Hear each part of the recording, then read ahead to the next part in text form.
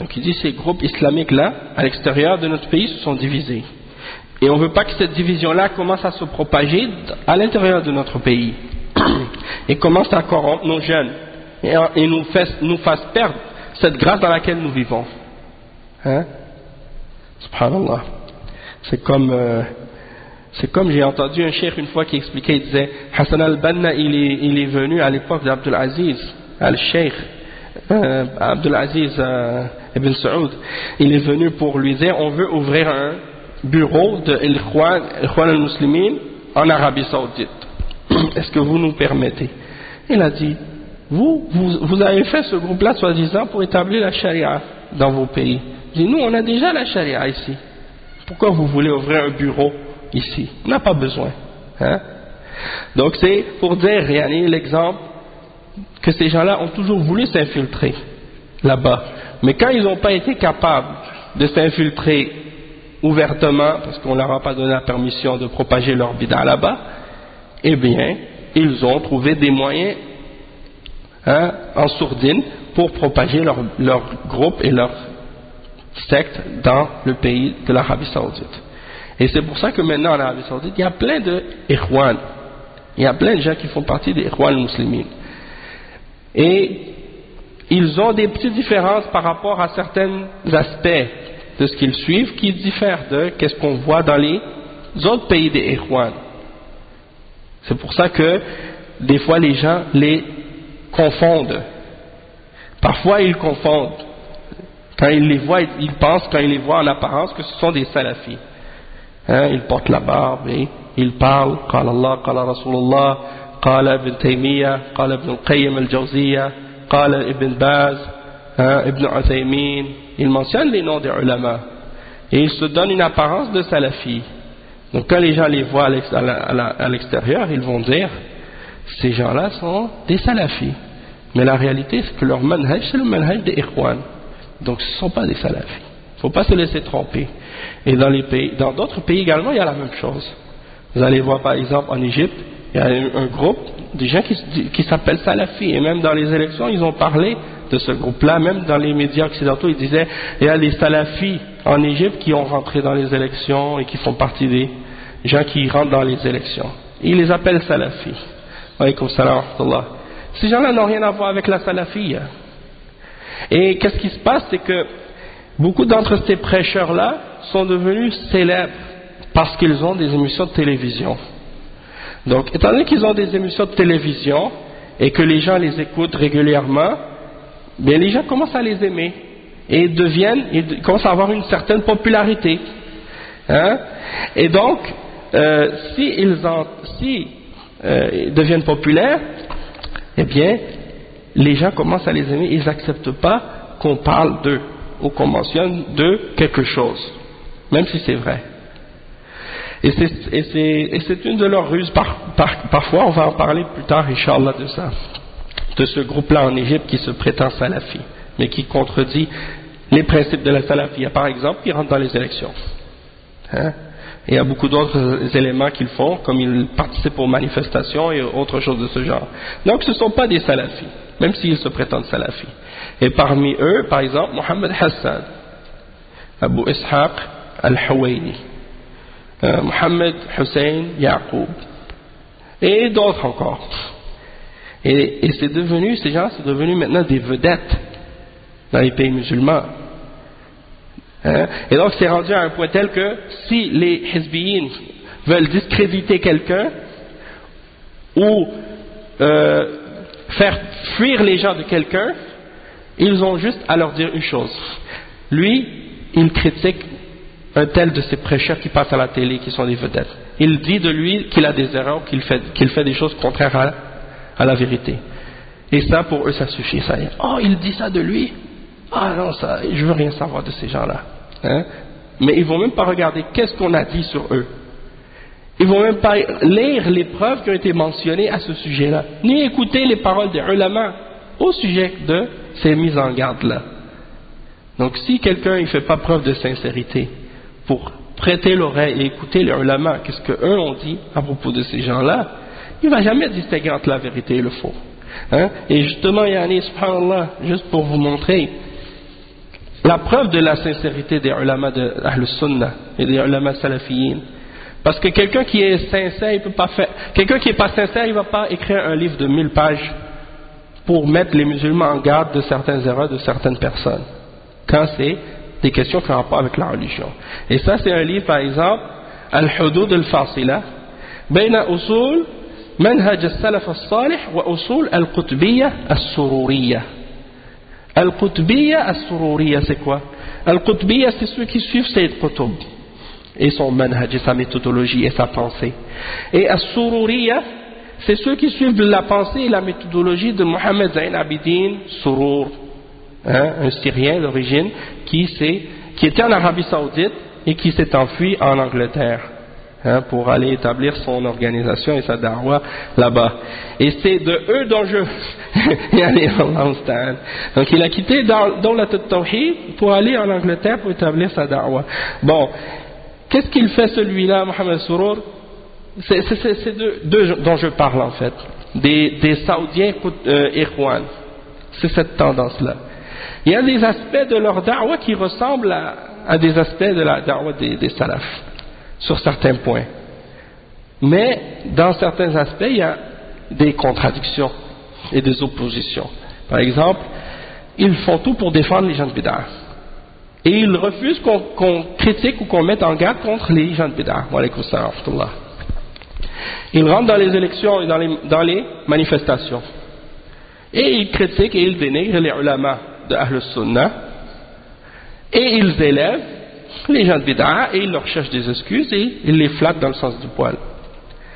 Donc, ce livre-là est écrit par le cheikh Khalid ibn Othman, ibn Mohammed ibn Othman, Abu Abdullah Ala. Et c'est un livre, comme je disais, c'est environ 1000 pages si je ne me trompe pas, presque 1000 pages, 900 pages, où il parle de certaines de ces du'at dont j'ai mentionné, qui sont devenus des vedettes. Et donc, quelqu'un qui n'est pas sincère, il ne va pas écrire un livre comme ça, pour expliquer ces choses-là et clarifier la vérité pour les musulmans au sujet de ces gens-là. Maintenant, si vous voulez savoir des détails par rapport à qu'est-ce qu'on reproche à ces prêcheurs-là, eh bien, je vous conseille ce livre. Il est en arabe, mais bon, il y a toujours possibilité de demander à quelqu'un qui connaît l'arabe de vous expliquer certains passages ou certains points en particulier si vous en avez besoin de clarification. Et il y a des détails là-dedans. C'est pas juste passer par-dessus les sujets de façon superficielle. Non, c'est vraiment une étude, une analyse en profondeur avec les références et les preuves à l'appui. D'accord? Pour vraiment comprendre la réalité des problèmes de ces individus-là. Donc ça, c'est juste un exemple que je vous donne en passant pour dire que il y a des prêcheurs ici maintenant en Belgique et en France qui suivent cette tendance-là. Vous avez sûrement entendu parler de celui qui s'appelle Rachid de Brest. Il fait partie de ces gens-là. Nader Abou Anas. Vous avez entendu parler ici de Mustafa Kastit. Il suit cette tendance-là aussi. C'est qui l'autre un frère qui m'a dit que une des têtes des Sururiya, Touchgani, Khalid Ayna, c'est une des têtes des Sururiya ici en Belgique. Il est ici. Il représente Mohamed Surur. Et les gens de cette tendance-là qui sont ici. Mais si les gens ne savent pas ça, comment ils vont faire attention, comment ils vont se préserver contre ces gens-là? Si on ne leur a pas clarifié, si on ne les a pas avertis, si on les met pas en garde. Pourtant, eux, ils mettent en garde contre nous. Eux, ils mettent en garde contre nous par tous les moyens, de toutes les façons. Et leur manhaj, leur méthodologie qui est contraire au Coran et à la Sunna, elle est claire, elle est apparente. On peut voir tout de suite que ce n'est pas la voie des salafs. Donc il ne faut pas se cacher sur ce sujet-là. Et il faut être clair nous aussi. Et il faut mentionner les choses telles qu'elles sont. Ce n'est pas dans le but de dénigrer quelqu'un, d'insulter quelqu'un, de rabaisser quelqu'un, ou de faire en sorte que moins de gens l'écoutent que nous. pour que nous on ait plus de personnes qui nous suivent et qui nous écoutent et que lui il en ait moins, ou que de penser que si lui il a plus de personnes qui l'écoutent, qu'il a plus de vérité ou qu'il est plus sur la haqq, et que si l'autre en a moins, qu'il est moins sur la vérité. Parce que la vérité et le faux, ça n'a pas de lien avec le nombre. Il y a des prophètes qui vont arriver au jour de la résurrection, qui vont être suivis par 2 ou 3 personnes seulement. Et d'autres qui vont arriver devant Allah au jour de la résurrection, personne ne les suit, personne ne les a suivis. Pourtant c'est des messagers d'Allah, des prophètes d'Allah. Est-ce qu'ils n'ont pas transmis le message d'Allah correctement? Oui. Mais c'est comme ça. Allah subhanahu wa ta'ala, il nous a seulement ordonné de transmettre sa religion. In alayka illa al-balagh wa ma ala ar-rasul illa al-balagh al-mubin. Il n'incombe au messager que de transmettre de façon claire le message d'Allah. Et on n'appelle pas à nous-mêmes. C'est pas une da'wa qu'on fait que ici je vous appelle écoutez Sulayman al-Haïti. Parce que Sulayman al-Haïti, ça vaut pas la peine, je vous avertis. Si vous voulez vraiment suivre quelque chose, suivez le Coran et la Sunna et suivez nos ulama.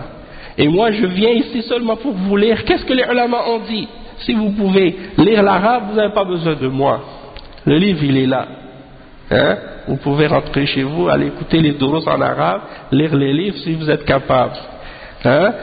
Mais sinon, si vous n'avez pas encore l'arabe, et vous voulez profiter quand même, pour pas vous laisser embarquer par les hizbiyin en attendant, et vous profitez un peu, Inch'Allah, pendant ce temps-là.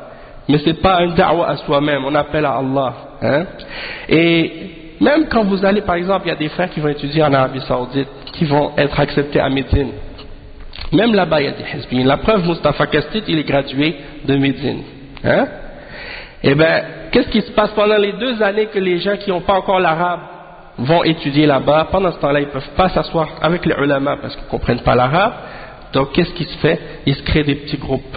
En attendant, pendant ces 2 années-là que les gens apprennent l'arabe, il y a des petits groupes de hizbiyin qui essaient d'attirer les nouveaux, les gens qui arrivent, à des petits groupes, pour les éloigner des ulama, les éloigner des salafiyin. Et quand le temps arrive pour qu'ils connaissent l'arabe et qu'ils rentrent dans la faculté, eh bien ils sont déjà pris avec les hizbiyin maintenant.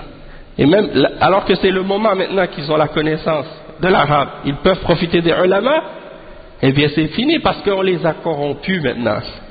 Donc ils pensent même plus à aller s'asseoir dans les durus des ulama maintenant parce que ils ont été pris dans la hizbiyya. Donc c'est toutes des choses qu'il faut dire aux gens, qu'il faut mentionner aux gens, parce que sinon ils tombent dans le tourbillon de ces idées-là, et puis ils se laissent égarer par la suite facilement. Donc, la première cause de division, c'est, qu'est-ce qu'on a mentionné? Le fait de ne pas prendre comme méthodologie la méthodologie de nos salaf salih. Et c'est ça ce qu'on voit.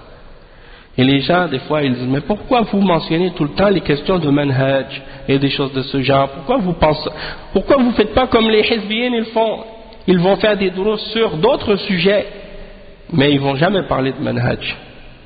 Pourquoi? Ils vont jamais parler d'aqida non plus. Pourquoi? Parce que, justement, leur but c'est de détruire le manhaj. Donc ils vont pas parler de manhaj. S'ils parlent de manhaj, les gens vont savoir qu'ils sont déviés directement. Et eux, leur but c'est d'attirer les gens. Donc ils vont parler de tout, d'autres sujets, de tout, sauf de aqida et de manhaj. Et ils se cachent derrière ça pour attirer le commun du musulman qui ne connaît rien de la hizbiyya, mais ils les attirent vers eux, donc ils attirent des sympathisants. C'est-à-dire c'est des gens qui sont peut-être pas eux-mêmes des hizbiyin, mais qui, à cause de ces gens-là, commencent à avoir de l'amour pour eux, et un attachement et une sympathie pour eux, parce qu'ils les voient en apparence en train d'être en train d'appeler à des choses qui sont connues de l'islam, que tout le monde aime et respecte et accepte, comme par exemple Qisasul Anbiya. Ils vont faire des durus sur Qisasul Anbiya, ça c'est quelque chose, alhamdulillah, tout le monde aime. Parce que c'est l'histoire de nos prophètes. Sauf que si quelqu'un, c'est-à-dire s'il n'a pas bien compris le manhaj et l'aqida, il ne va pas profiter correctement de manhaj l'anbiya. La preuve, regardez comment ces gens-là ont contredit la da'wa des Anbiya et la méthodologie des prophètes dans la da'wa à Allah. Et ils parlent des histoires des prophètes.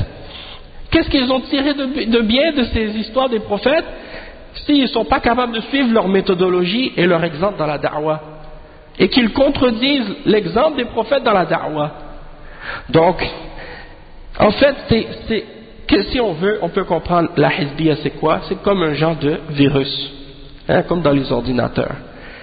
Si tu as ce virus dans ton programme, ça veut dire le reste, il ne va pas fonctionner. Et donc, nous, qu'est-ce qu'on essaie de faire en donnant des durus sur le manhaj, sur l'aqidah, c'est essayer de nettoyer ce virus-là pour l'enlever. C'est comme l'antivirus. Une fois que tu l'as enlevé, après ton programme il fonctionne, Inch'Allah, tu peux profiter du reste. Mais il faut commencer par l'enlever, ce virus-là. Si tu ne l'as pas enlevé, c'est fini. Si quelqu'un ne l'a pas, alhamdulillah, il va apprendre l'aqidah et le manhaj, il va avoir un islam clair. Son islam va être complet. Il va comprendre les choses clairement et facilement. Parce qu'il n'a pas été pollué à l'avance. Mais si c'est quelqu'un qui a été pollué par une aqidah de bid'ah ou une idée des takfirin ou de khawarij ou de la bid'ah des asha'ira ou d'autres, ou des soufiyas, puis que tu lui montres la sunna par la suite, il ne veut pas l'accepter. Alors que c'est la sunna, il ne veut pas l'accepter parce qu'il est corrompu dans sa aqidah. Il a un virus. Donc il faut corriger ça. Et ce n'est pas par le fait d'essayer d'attirer la masse, d'attirer le plus de monde possible pour que tout le monde nous aime, de faire que les gens nous aiment. Parce que c'est ça qu'ils veulent faire eux, que les gens les aiment. Et donc éviter de parler des sujets qui vont créer des tensions ou des frictions, et de parler juste de qu'est-ce que tout le monde accepte, sous prétexte de vouloir unir tout le monde. Et nous, on paraît par la suite comme étant les grands méchants loups. Pourquoi? Parce qu'on parle de sujets qui dérangent. Ah, eux là, ils sont tous en train de parler de ça. Nous, on veut la fraternité, on veut l'unité, on veut s'amuser, on veut sourire, on veut...